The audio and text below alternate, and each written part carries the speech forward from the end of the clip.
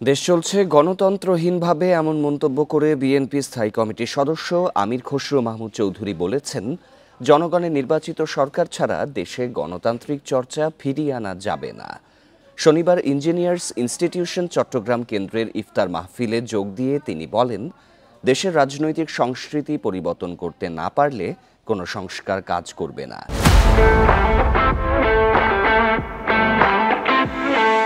বাংলাদেশের স্বাধীনতা সমুন্নত রাখতে মতপার্থক্য ভুলে সবাইকে একসাথে দেশের অগ্রগতিতে কাজ করতে হবে। নির্বাচনের মাধ্যমে যত তাড়াতাড়ি জনগণের মালিকানা তাদের প্রতিনিধির কাছে ফিরিয়ে দেয়া যাবে ততই মঙ্গল। জনগণের সমর্থিত নির্বাচিত একটি সরকার, এটাই কিন্তু মূল শক্তি। এটার উপর ভিত্তি করে পুলিশ চলে, এটার উপর ভিত্তি করে সরকারি কর্মকর্তারা চলে।